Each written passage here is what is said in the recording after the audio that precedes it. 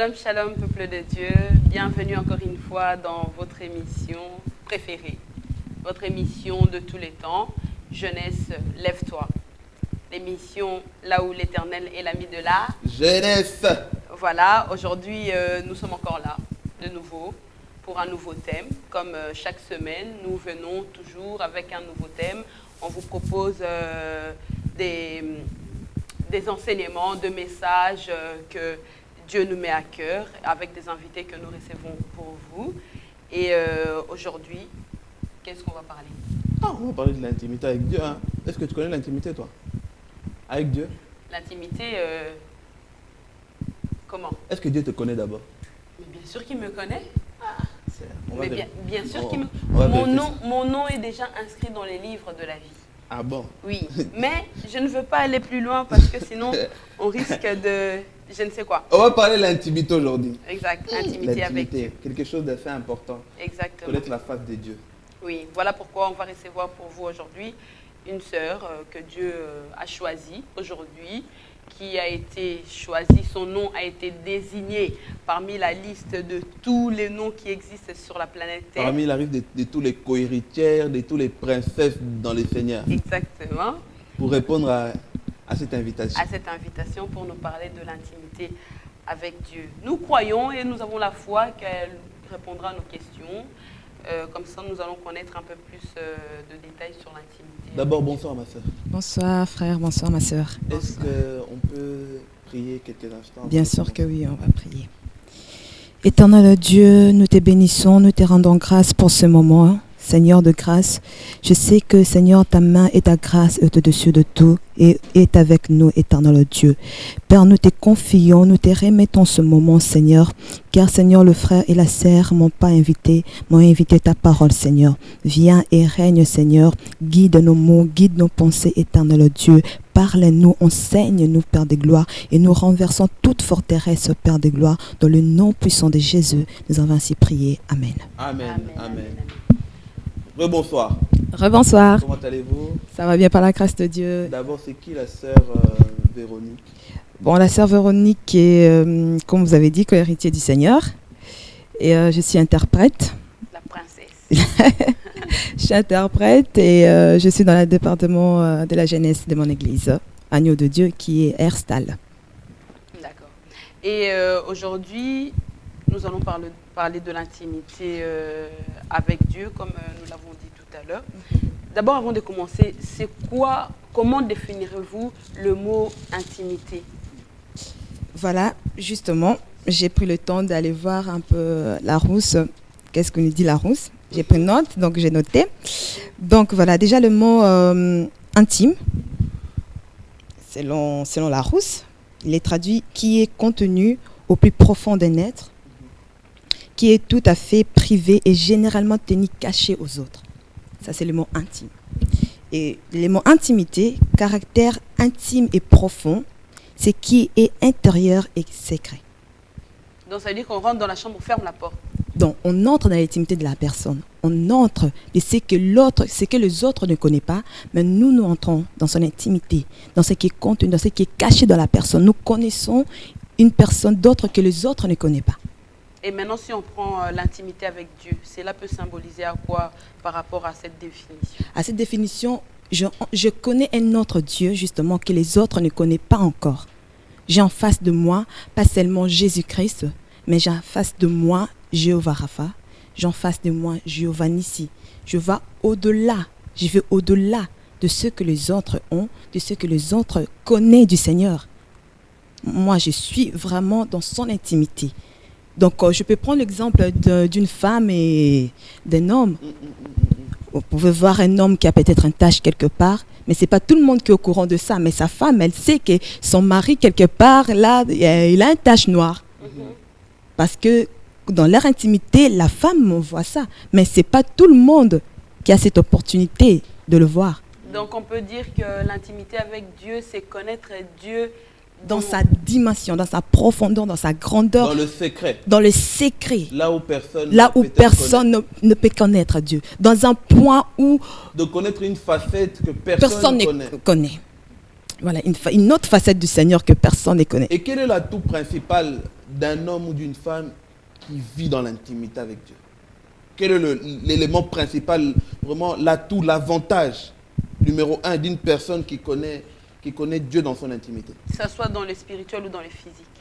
Dans la spiritualité, justement, le secret. Il a dit, je ne fais rien sans prévenir à mes amis le prophète. Le Seigneur nous révèle. Nous marchons dans la sainteté. Nous avons cette assurance qu'il est avec nous. Il est là, même quand les autres nous disent que ça ne va pas aller. Mais nous savons qu'il est là avec nous. Et quand nous venons physiquement, on a toujours l'avantage. Dans des problèmes difficiles, on a toujours cette victoire. On est rassuré. Voilà, c'est ce qui est en fait. Donc avoir l'intimité avec Dieu, là, donc on a la paix physiquement. Physiquement. Tout va bien. Oui, enfin, pas que tout va bien, même s'il y a des problèmes, mais oui, tout va bien parce que nous devons être au-dessus des problèmes, pas en dessous des problèmes, on est au-dessus. Mais qu'est-ce qui fait ça? C'est la grâce, c'est la présence, c'est l'intimité. Tu vas voir une autre personne, il a un petit problème, il commence à gémir, à pleurer, mais toi, tu as peut-être un problème plus grand que son problème, mais tu es à l'aise, mais tu es tranquille. On peut être chrétien sans avoir une intimité avec Dieu? Non, ça c'est non. Donc, chaque chrétien, tous les chrétiens, ils ont de l'intimité avec Dieu. Ils doivent. S'ils n'ont pas, ils doivent avoir. Et s'ils n'ont pas, ça veut dire qu'ils ne sont pas chrétiens. Déjà, quand on est chrétien, on reçoit Jésus comme Seigneur et Sauveur. Oui. Donc, il est devenu notre maître. Il est devenu notre Seigneur. Il a dit, celui qui même gardera mes commandements, oui. Le Père et moi, viendront chez lui et nous ferons notre demeure en lui. Donc, en tant que chrétien, je reçois Jésus. Il est dans mon cœur. Je garde sa parole. Il est dans mon cœur. Alors, celui qui marche avec la parole de Dieu, marche avec la sainteté. Et quand il y a la sainteté, Dieu se révélera dans son intimité. Donc, ce qui fait, en tant que chrétien, nous marchons avec Dieu, avec l'intimité. Parce qu'il est mon ami, il est mon époux. Donc, je suis avec lui tout le jour de ma vie. Il a dit, je serai avec vous jusqu'à la fin de ce système de choses. Donc, un chrétien qui n'a pas l'intimité avec Dieu, il faudrait voir en fait... Donc, créer vraiment quelque chose à deux. C'est personnel. Pas à trois. Non, c'est ça que j'allais dire. À trois, non, ne rentre pas encore à trois. On va revenir aux trois. On reste d'abord à deux. Et oui, on reste à deux. Lorsque nous ne savons pas ce que signifie avoir l'intimité avec Dieu, par exemple, une personne, quand tu lui poses par exemple la question pour savoir si elle a une intimité personnelle avec Dieu, elle te répond qu'elle ne sait pas c'est quoi une intimité. Qu'est-ce que cette personne-là peut faire pour comprendre déjà qu'est-ce qu'est l'intimité avec Dieu et pour l'obtenir? Comme je l'ai dit tout à l'heure, l'intimité avec Dieu, quand on reçoit Jésus, il devient notre maître, notre Seigneur. L'esprit que nous recevons, parce que la Bible dit, toute personne qui a l'esprit de Dieu appartient à Jésus. Donc, nous avons cette baptême de l'esprit, comme dit le prophète Jean-Baptiste, que moi je baptise avec de l'eau, mais c'est lui qui viendra vous baptiser en esprit. Donc, quand déjà l'esprit est en nous, un chrétien, la première des choses, on reçoit Jésus, le Saint-Esprit vient en nous. Alors maintenant, c'est le Saint-Esprit, c'est lui maintenant qui va commencer maintenant à alimenter. Et si une personne n'a pas cette intimité avec le Seigneur, la première des choses, c'est qu'il faut faire l'obéissance à sa parole. L'obéir, être dans la sainteté. Parce que quand on obéit, alors cela, même le prophète Samuel a dit, l'obéissance vaut mieux que le sacrifice. Obéir d'abord à la parole de Dieu. Mais peut-être qu'il y a des démarches, parce qu'on voit que oui. Un homme et une femme se rencontrent, ils passent par les fiançailles, la dot, nanani, et puis ils font des enfants. Donc l'intimité avec Dieu, c'est aussi une même démarche, on commence petit à petit pour grandir. Je veux voir avec le livre de Exode 3, quand le Seigneur a rencontré Moïse. C'était une présentation, c'était première rencontre avec Moïse. Moïse est né dans il est né dans le pays d'Égypte, dans la maison de Lévite. Mais le Seigneur a permis qu'il puisse grandir dans la maison de Pharaon. Il a essayé de défendre ce frère hébreu. Mais l'intervention de Moïse et de Dieu, c'est différent. Parce que Moïse a fui. Quand on voulait l'arrêter, il a fui. Il est venu dans le pays des mendiants. Il s'est marié avec la femme du sacrificateur. Et en ce moment-là, quand il traînait le troupeau, il était berger. En ce moment, il est arrivé dans ces montagnes que nous appelons Horeb. Il a rencontré les seigneurs. Le Seigneur lui a dit, la Bible déclare, l'ange de l'Éternel lui est apparu dans une flamme de feu au milieu d'un buisson. Moïse regarda et voici que le buisson était tout en feu, mais que le buisson ne se consumait point. Moïse dit, je vais faire un détour pour voir quel est ce spectacle extraordinaire, pourquoi le buisson ne brûle pas. Déjà, qu'on n'a pas l'intimité avec Dieu, quand nous venons à l'église, quand on nous parle de Jésus, quand on voit des miracles, ça devient un spectacle pour nous. Oui, et ça devient un spectacle. Donc, tellement qu'on n'a pas l'intimité, on ne comprend pas le langage de Dieu. On ne comprend pas les langages. Il a dit, c'est quoi ça? Il a dit, c'est extraordinaire, c'est un spectacle. Voilà. 4, la Bible déclare, l'Éternel vit qu'il faisait un détour pour voir, et Dieu lui appela de l'intérieur du buisson et dit, Moïse, Moïse. Il répondit, me voici. La Bible a dit, il a voulu faire un détour. Il a voulu aller voir les spectacles, le derrière de Dieu, ce qui est caché. Mais on ne peut pas aller au-delà de ce que Dieu nous montre si on n'a pas cette intimité. La facette, première face, c'est buisson. Mais Moïse voulait aller plus loin, aller voir plus loin, mais l'Éternel n'a pas permis. Il a dit non, Moïse, viens ici d'abord. Ça, cette facette, tu verras ça plus tard. Mais pour le moment, non, d'abord ici. La suite, il répondit, me voici. Dieu dit, n'approche pas d'ici, ôte tes sandales de tes pieds, car l'endroit sur lequel tu te trouves est une terre sainte. Il a d'abord commencé, il a dit, enlève d'abord ces sandales avec lesquelles tu es revenu dans le pays d'Égypte. Tu as tué quelqu'un, le sang que tu as traîné, tous les péchés que tu as traînés d'Égypte. Ça veut dire que pour obtenir l'intimité avec Dieu, première chose, c'est la repentance qu'on doit faire. La repentance et abandonner cette vie de péché. Cette vie de péché, parce qu'il a dit, l'endroit sur lequel tu te trouves, c'est une terre sainte. Je veux faire de toi quelqu'un. Je veux que tu puisses voir ce qu'il y a derrière, ce que tu as voulu faire maintenant. Oui, je le veux. Donc avant de voir ce qui est caché derrière, l'intimité, intimité, le cachet là du Seigneur, je commence d'abord, enlève d'abord. Je suis là. Car là où tu te tiens, cet endroit est saint. Et là, nous revenons maintenant avec l'histoire de deux personnes. Une relation, ça s'est fait entre deux personnes. Moi, maintenant, je rentre dans le problème de la troisième personne. Oui. Est-ce qu'aujourd'hui, l'intimité avec Dieu, est-ce que c'est le fait aussi d'aller se confier sans cesse au pasteur ou aux hommes de Dieu pour qu'ils puissent nous aider dans l'intimité avec Dieu? Voici les signes qui accompagneront tous qui auront cru à mon nom. Ils poseront les mains malades, ils chasseront les démons. Je vous ai donné le pouvoir, vous, moi, de marcher sur les serpents. Je n'ai pas dit qu'aller voir un homme de Dieu, c'est mauvais. Là, maintenant, nous sommes dans un processus de soutien. On peut voir, on est toujours, Moïse et Aaron et Hur sur la montagne de colline, quand ils priaient, ils demandaient la faveur de Dieu. Pendant qu'Amalek combattait contre Israël, il y avait Aaron et Hur qui soutenaient les bras de Moïse. C'est dans ces moments-là que nous avons maintenant le soutien dans la prière.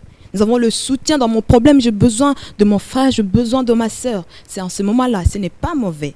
Mais nous devons comprendre que nous avons ce pouvoir. L'Éternel nous a donné le pouvoir de marcher, de renverser, d'établir, d'abattre. En tant qu'enfant de Dieu, nous avons ce pouvoir-là. Donc mais ça veut dire qu'on peut aller voir un pasteur, oui, mais pour d'autres raisons. Par exemple, pasteur, je n'arrive pas à prier, pasteur, j'ai un problème ici. Le pasteur peut nous soutenir, mais pas faire grandir l'intimité avec Dieu. L'intimité, c'est personnel. La troisième personne, c'est le Saint-Esprit. Parce que c'est lui qui est là pour nous aider. Un pasteur ne peut pas venir... Vous savez, on a souvent, nous, en tant que chrétiens, comme si je donne mon problème à ma sœur, elle va mieux porter mon problème mieux que moi. Non, c'est faux. Parce que ce qui est en toi, tu es tellement affligé. Tu peux m'expliquer, je peux comprendre, je peux compatir en tant qu'enfant de Dieu. Mais en tant qu'enfant de Dieu, je prie pour vous. Mais la façon dont vous avez votre problème, ce ne sera pas la même façon que moi. Je ne sentirai pas la même douleur que vous. Parce que c'est votre problème à vous. Mais moi, je suis là pour vous aider. Moi, je suis là pour vous soutenir dans la prière. Mais le combat, c'est à vous. Mais nous sommes là derrière, en priant pour vous, en demandant que Dieu vous aide, Dieu vous accompagne. Mais la part de choses, c'est à vous. C'est pour cela que beaucoup de chrétiens de nos jours, on n'arrive plus à prier parce que nous savons que le frère X est là, le pasteur Y est là. Il me suffit juste de donner ma dîme, de faire ceci, le pasteur priera pour moi. Et justement, le fait que quelqu'un d'autre qui prie à votre place, la personne est bénie et vous n'avez pas l'intimité justement avec Dieu. Donc là, il y a un intermédiaire. C'est comme si tu vis avec ton mari, il y a toujours quelqu'un qui vient vous conseiller. Ah, ma soeur, Pour passer chez votre mari, vous avez toujours quelqu'un. Vous ne savez pas aller dire à mon mari à 6 j'ai envie qu'il m'achète les rouges à lèvres. Voilà, m'achète des rouges, j'ai envie de Toi tout ça. aussi, De tout. ta femme veut qu'elle t'achète des rouges à lèvres. J'aime beaucoup cet exemple. Parce que toi, bon, je m'arrête là. Continue, ma soeur. Moi, je vais un peu rajouter un mot en plus. La foi. Est-ce que l'intimité et la foi vont ensemble ou pas? Enfin, je vais dire, c'est par la foi que je serai en intimité avec Dieu ou ça n'a rien à voir? La foi. Pour vous aider dans la question que ma soeur a posée, comme vous avez donné un exemple aujourd'hui, souvent, on a l'impression que si je confie mon problème au pasteur, c'est le pasteur qui va défendre mon problème mieux que moi devant Dieu. Du coup, au lieu que j'ai la foi directement sur Jésus, moi, ma foi, d'abord, elle passe chez le pasteur X, pour que le pasteur X l'accompagne chez Jésus. Oui, mais je reviens encore. Est-ce que la foi et l'intimité, donc je vais dire, pour entrer en intimité avec Dieu, je dois avoir la foi en Jésus-Christ, ou bien il suffit seulement d'accepter Christ, comme vous avez dit? Mais la foi, déjà la foi, c'est quoi la foi? Ferme assurance. Voilà, des choses qu'on espère. Et la démonstration de celles qu'on ne voit pas. Amen. Hébreu 11. Il faut l'attraper. Fais la laisser citer le verset. Oh, mais mais c'est Hébreu. Hébreu 11. Merci beaucoup. Voilà. Déjà, quand je reçois Jésus, je crois. On m'a présenté quelqu'un. Je crie en sa parole. C'est ça déjà le début de ma foi en Christ. Je crois à quelque chose que je n'ai pas vu, mais que j'ai entendu parler de lui. Je crois, j'ai la foi. Et voilà, avec cette foi, c'est ça qui me permettra maintenant. Pourquoi nous prions? La Bible a dit que le juste vivra par la foi. Celui qui s'approche de Dieu doit croire que Dieu existe.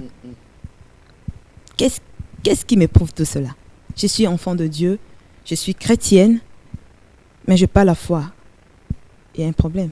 Parce que pour arriver dans l'intimité, vous devez croire à votre mari. Vous devez l'accepter. Vous devez le laisser vous guider. Mais maintenant, parlons de ça. Est-ce qu'aujourd'hui, une personne qui priait dans l'église du pasteur X et que quand tout allait bien, la personne elle était aussi bien dans la foi, mais le jour que le pasteur X tombe dans le péché, parce que le pasteur X était un peu son pilier quelque part, le jour que le pasteur X tombe dans le péché, la sœur ou le frère, sa foi aussi tombe, ou voire il reste à la maison. Est-ce que cette personne-là a connu l'intimité avec Dieu?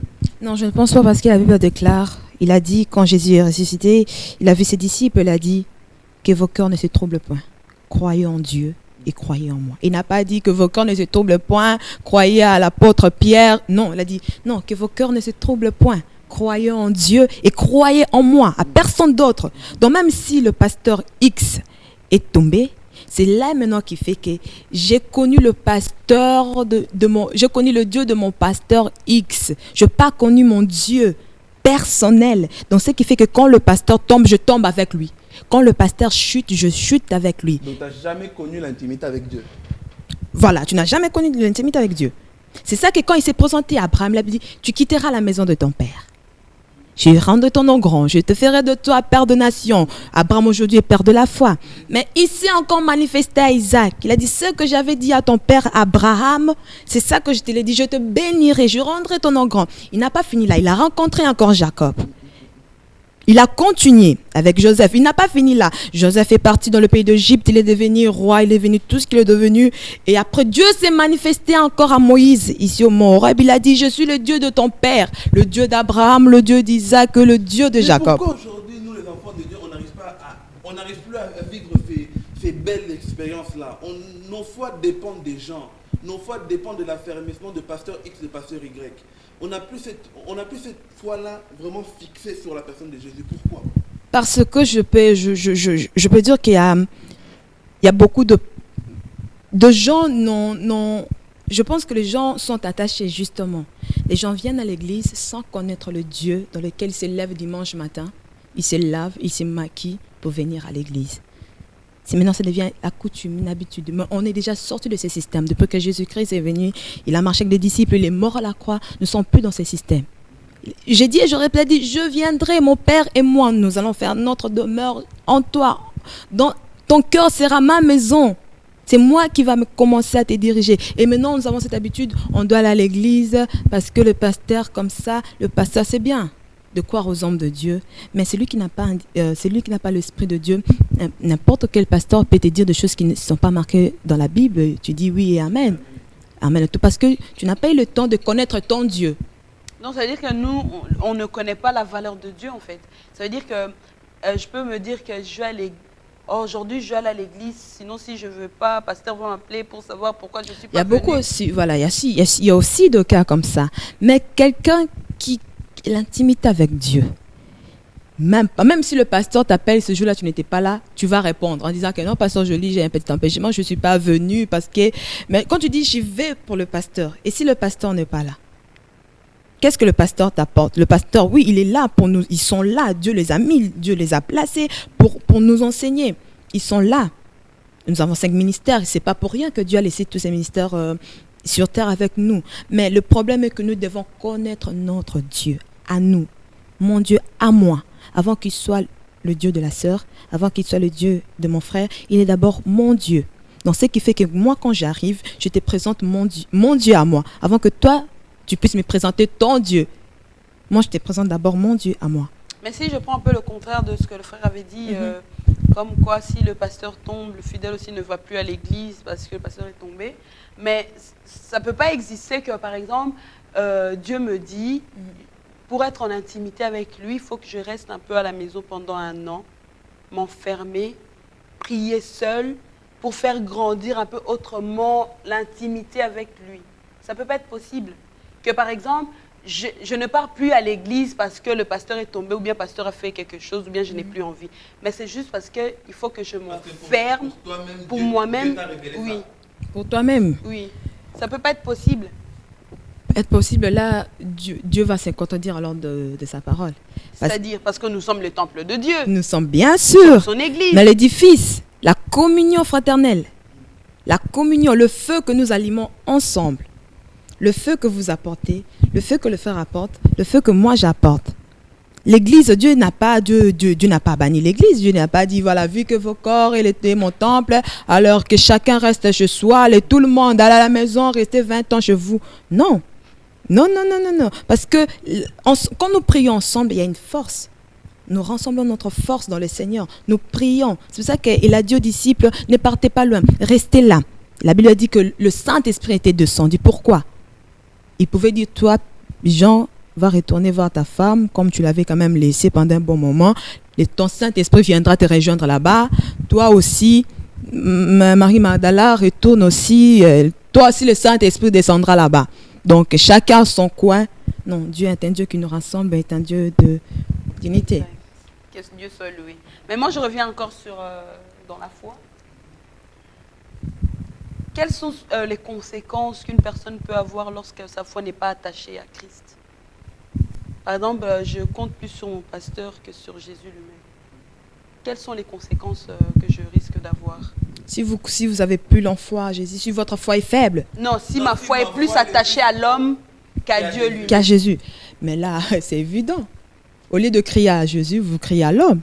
Les enfants d'Israël l'ont fait. Moïse, tu aurais dû nous laisser là-bas en Égypte. Est-ce qu'il n'y avait pas assez de tombeaux pour que les soldats égyptiens nous massacrent? On n'écrit plus maintenant à Dieu. Maintenant, on attend l'homme. On regarde maintenant l'homme. Mais Moïse, lui, à son tour, il pouvait dire, laissez-moi, si moi aussi je ne sais pas qu'est-ce que je vais faire. Il a dit non.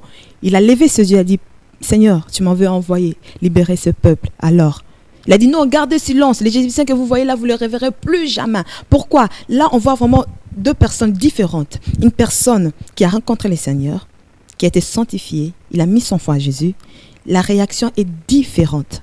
Moïse a dit, gardez silence, l'Éternel combattra pour vous. Et eux, de leur côté, non, il y a un problème, ils sont là. Est-ce que Moïse ne voyait pas? Bien sûr qu'il voyait, mais il savait à qui il en crut. Donc, Donc là, on peut voir aussi ces genres de personnes, ces 2 personnes. Une personne qui croit fermement en Christ et Jésus, et une personne, sa foi est attachée au pasteur. Donc, à chaque problème, il doit appeler.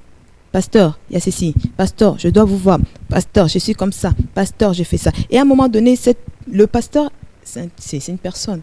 Peut-être elle a des occupations. Il y aura de temps, il ne saura pas répondre au téléphone. Mais nous savons que Dieu nous a tout donné. Nous avons la promesse. On a tout. Les hommes de Dieu sont là pour nous guider, pour nous encadrer, pour nous enseigner. Mais est-ce que l'intimité avec Dieu est liée au don spirituel?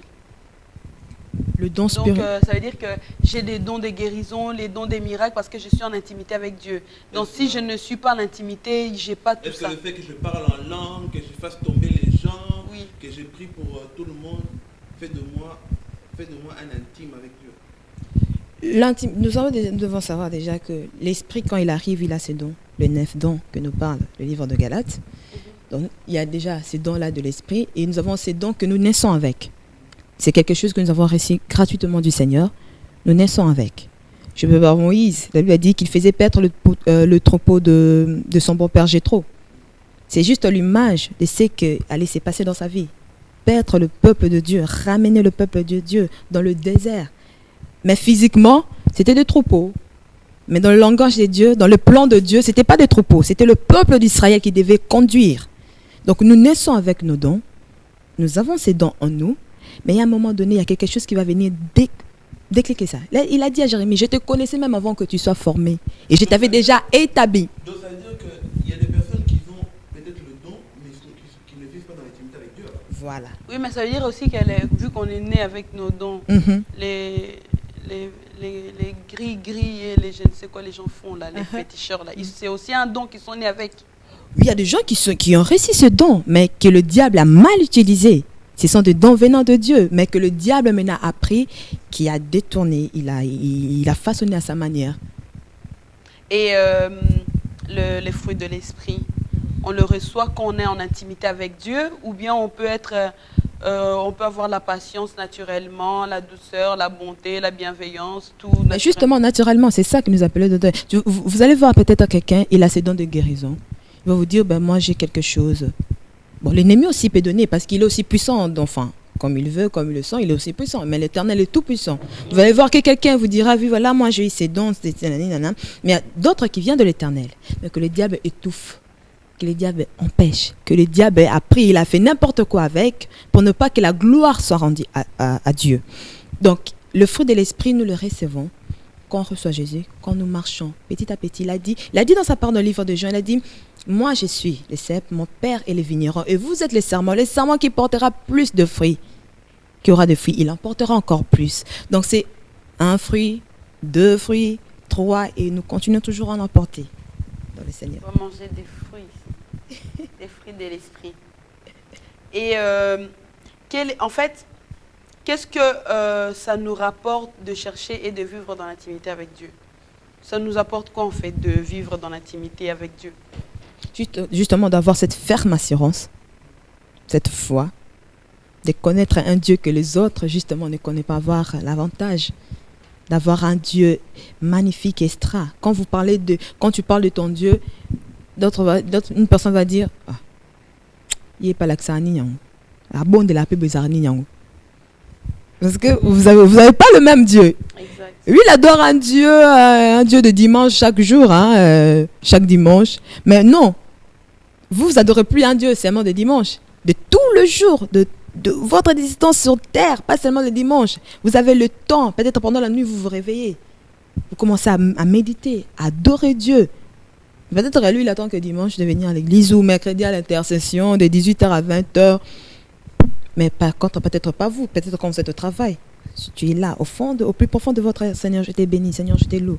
Ni ne comme toi, ni ne semble, parce que nous sommes des intercesseurs sans cesse. Il a fait de nous un royaume de sacrificateurs. Nous sommes dans le lieu très saint, on ne sort plus. Nous sommes là. Donc ça veut dire qu'on est connecté avec lui. On est connecté. C'est quand même normal que les gens, enfin, il y a certaines personnes qui prient souvent. Ils sont toujours dans la prière, en train de prier là. Donc ça veut dire que c'est à force d'avoir cette intimité-là, ils ont toujours cette envie-là de prier ou bien ils exagèrent? Bon, exagérer, quelque part, la Bible a dit, vous priez, vous demandez, vous ne recevez rien parce que vous priez mal aussi. Il y a ça aussi. Vous passez du temps dans la prière, mais est-ce que vous demandez bien? Il a dit, les disciples ont demandé comment est-ce que nous devons prier. Il a dit, notre Père qui est aux cieux, qu'est ton nom? Il a dit, tout ce que vous demanderez en mon nom au Père, il vous le donnera. On demande au Père, dans le nom de Jésus, avec l'aide du Saint-Esprit. Parce que la Bible dit quelque part, dans notre faiblesse, qu'on n'arrive plus à prier, l'Esprit lui-même prie à notre place. Donc nous demandons, nous prions avec l'aide du Saint-Esprit, nous demandons au nom de Jésus, mais au Père, parce qu'ils travaillent ensemble. Il a dit, venons, faisons l'homme à notre image. Donc on ne peut pas choisir, par exemple aujourd'hui, moi, je ne vais pas prier Dieu, je ne vais pas prier le Saint-Esprit, mais je garde d'abord Jésus. Non. Les autres, je vais prier après. Non. On ne peut pas choisir. Non, parce qu'avant que vous parlez à Jésus-Christ, son esprit doit vous permettre, son esprit doit vous aider. Parce que vous voyez, quand nous voyons, par exemple, le roi de ce pays, il y a des protocoles. Vous n'allez pas dire au roi, bonjour, ça, non. Il y aura quelqu'un qui va vous dire, non, attention, dites bonjour comme ça, attention. Il y a des manières de se tenir devant le roi. Et c'est le Saint-Esprit qui nous montre comment se tenir devant le grand roi. On ne vient pas comme ça, comme si, non.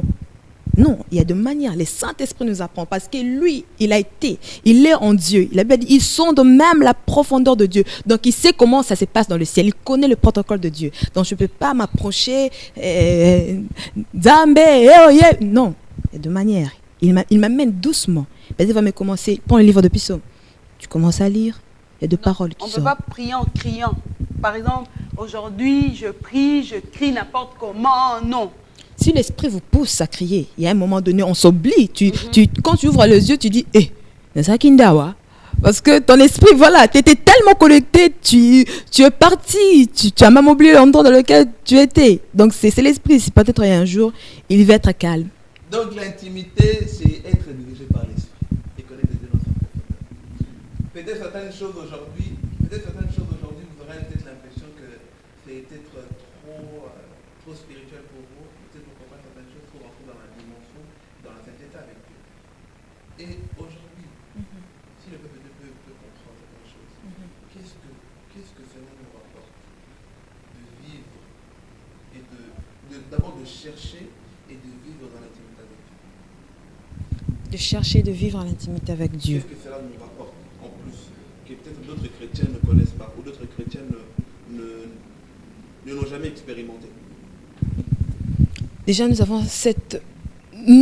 on connaît maintenant qui on est, notre identité. Parce que si on lit là, je suis vraiment restée dans le livre d'Exode, parce que c'était vraiment un processus que Moïse, la Bible dit, quand l'Éternel lui a parlé, la Bible dit, il s'est caché le visage pour ne pas que son regard puisse regarder le buisson ardent. Et déjà, cette chose qu'on n'a pas l'intimité avec Dieu, dans sa gloire, dans sa splendeur, c'est impossible. On n'arrive pas à les garder, on n'arrive pas à rester longtemps dans la prière. Quand on prie là, si ça, Ernie, ça dure. Moi, j'ai des choses à faire. Mais quelqu'un qui a l'intimité avec Dieu, l'heure là, ça lui dit même plus rien. Donc, on a encore besoin, on a cet avantage, cette assurance. On connaît maintenant notre identité. Moïse dit, je ne vais pas aller parce que de toute façon, ils ne vont pas me croire. J'avais déjà essayé de me défendre. J'ai même fui parce qu'ils voulaient me tuer. Ils ne vont pas me croire, je connais ces gens-là. Il a dit, bon, je vais aller. Et qu'est-ce que je vais dire à ce peuple? Il a dit, vas-y, dis-leur que je suis m'a envoyé. Je suis. La maison de Jacob, là, moi, Moïse, est retourné là-bas. Il me fait, non, de toute façon, je ne sais pas parler. L'intimité, quand on n'a pas l'intimité, des défauts, voilà, et des défauts. On voit que de toute façon, moi, je ne saurais pas. Oui. Trouve-moi une solution. Ça a enflammé la corde, elle a dit, mais qu'est-ce qui a créé la bouche? N'est-ce pas ce moi? Tiens, donc voilà ton frère Aaron qui arrive. Donc, quand on n'a pas cette intimité, on ne sait pas qui on est. Et on trouve des défauts, des excuses. Non, je ne sais pas parler. Non, ça, je ne connais pas. Non, je ne sais pas aller. Comment ça, je ne sais pas parler? Tu as grandi dans cette maison. Pharaon était comme ton père. Tu connais bien la maison. Et pourquoi tu ne veux pas retourner? L'intimité, ça manquait. Il n'y avait pas. Mais à un moment donné, maintenant, il a pris confiance. L'intimité avec Dieu nous permet aussi d'avoir confiance en Dieu. Totalement confiance. Je crois. Maintenant, je peux y aller. Maintenant, allez-y. Quand Pharaon vous demandera de faire de miracles, voilà ce que tu feras. Dieu est capable. Dans la présence de Dieu, Dieu change tout. L'intimité avec Dieu change tout. Ton problème devient une solution. Il a dit à Moïse, qu'est-ce que tu as entre tes mains? Le bâton. Allez, jette. Serpent. Allez, retouche. Bâton. Donc, c'était plus seulement simple bâton, c'était maintenant une arme de guerre. Donc, l'Éternel change tout. Dans ton intimité, le problème devient une solution. Exactement. Donc on voit que Dieu vous a fait grâce de parler si bien par son amour. Maintenant, quelle est votre conclusion par rapport à l'intimité avec Dieu? Pour les gens, les personnes qui n'ont encore rien compris ou bien qui ont peur là, hein, comme Moïse, ils cherchent des défauts, de choses qui sont encore accrochées à leur montre. Qu'est-ce que vous pouvez leur dire à propos de l'intimité avec Dieu? Je peux leur dire que Dieu nous aime. Le jour que vous avez reçu Jésus comme Seigneur et Sauveur, ces jours-là, vous avez décidé, vous avez signé, vous avez prêté votre serment solennel devant le Dieu créateur en disant « Je marcherai avec ton Fils Jésus, il sera mon Seigneur, il sera mon Roi. » Donc ce jour-là, vous avez donné votre vie à Jésus. Mais Jésus veut que vous puissiez le voir autrement, pas seulement comme Sauveur, mais comme Messie.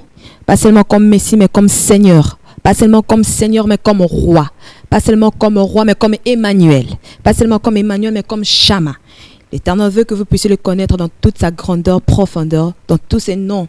Et vous connaître même au-delà, parce qu'il a dit, je suis venu, je fais 2 choses, mais je dois m'en aller auprès du Père, mais il y a des choses que je n'ai pas pu faire, qu'elle pouvait faire plus que ce que moi je fais. Donc il y a des choses que Dieu a laissées en suspens parce qu'il attend que vous, mais c'est dans son intimité. Quand il a rencontré Moïse, il a dit, je t'envoie, va libérer ce peuple. Dieu a un plan. Il veut t'envoyer quelque part parce qu'il a 2 disciples. Allez partout et faites de nations mes disciples. Il y a peut-être une nation quelque part qui est bloquée, mais l'Éternel attend que vous dans son intimité. Si peut-être vous êtes fatigué, vous avez dit que ma vie de prière, mais le Saint-Esprit est là. Ce n'est pas pour rien que Jésus a laissé envoyer son Esprit. C'est pour nous aider. On l'appelle le consolateur, l'enseignant parfait, suprême. Donc quand vous ne savez plus prier, au secours, le Saint-Esprit est là. Quand dans notre faiblesse, il nous aide à prier, il nous prête le mot de Dieu et nous prions dans sa volonté. Il n'y a pas quelqu'un d'autre qui peut vous aider. Même votre pasteur ne saura pas vous aider. Il n'y a que le Saint-Esprit qui est capable de vous relever là où vous êtes. Et l'intimité avec Dieu vous apportera un Dieu que les autres ne connaissent pas. Bien-aimés dans le Seigneur, voilà, je crois que ça a été clair. Et moi, personnellement, c'est un thème que j'aime bien. C'est une expérience que j'apprends à expérimenter avec le Seigneur, de le connaître dans son intimité. Comme la sœur a dit, quelque chose d'assez pertinent, et je crois que si vraiment on prend le temps de l'expérimenter, nous allons comprendre qu'est-ce que Dieu nous a fait. Parce que dans l'intimité avec Dieu, Dieu fonctionnera autrement que tu as l'habitude de voir chez Amen. Amen. Que ton Amen. problème, comme la sœur a dit, ton problème peut devenir une solution. Il y a des choses où d'autres personnes peut-être ils vont devoir prier, mais toi juste un seul mot. Amen. Amen. Exactement. Ça, ce sont des choses. La preuve en est qu'aujourd'hui, il y a quelque chose qui s'est passé extraordinaire avec ma sœur, mais elle-même est au courant. Elle a hésité. Moi, je l'ai fait. Elle me l'a fait. Moi, je l'ai fait. Dieu t'a prolongé. Elle sait de quoi je parle. Tout ça, c'est passé par rapport à l'intimité. Quand on a l'intimité avec Dieu, on atteint un niveau de dimension de foi que nous n'avons même pas besoin de prier. Exact. Mais Dieu te donne déjà la solution. Exact. Expérimentez cette semaine. Moi, je vous donne un astuce. Cette semaine, toi bien-aimé qui me suis, frère ou soeur, faites une prière. Faites la prière. Pas de demande, juste d'adoration. Dites à Dieu toutes les bonnes choses qu'il est. Comme elle a dit, El Shama, El Shaddai, Elohim, Emmanuel, Dieu parmi nous. Décris Dieu dans sa splendeur. Ne demande rien cette semaine. Fais semaine une prière d'adoration. Et tu verras, Dieu te donnera la solution à ton problème. Amen. Et nous ne devons pas surtout regarder notre âge et notre intelligence, parce que le Saint-Esprit n'a pas besoin des diplômes, il n'a pas besoin de savoir que tu as 16 ans ou tu as 22. Ça dépend seulement de ton intimité. Comme notre sœur a dit, l'intimité fait grandir. Donc, si tu restes dans l'intimité avec Dieu, tu grandis de plus en plus. Et tout ce que nous avons besoin, surtout dans notre vie chrétienne, c'est de grandir. Nous ne devons pas rester des bébés spirituels. Et surtout même stagner. Exactement. On est appelé à croître, nous à stagner et nous à redresser. Exact. On doit croître. Exactement. Que le Seigneur soit avec vous, soyez bénis abondamment, vivez dans l'intimité avec Dieu et expérimentez Dieu dans sa profondeur. Vous devez à partir d'aujourd'hui voir Dieu autrement que ce que vous voyez d'habitude. Vous verrez même que vous n'allez plus jamais rester accroché dans... Parce que l'exemple que Frère a donné là, il y en a beaucoup, beaucoup ils vont à l'église. Et comme pasteur, il est long aujourd'hui, il a passé cela. Quand c'est la présence de Dieu, tu ne regardes plus l'âge. C'est Jésus qui compte. Que le Seigneur vous bénisse abondamment. À la semaine prochaine. Soyez bénis. Au revoir. Au revoir.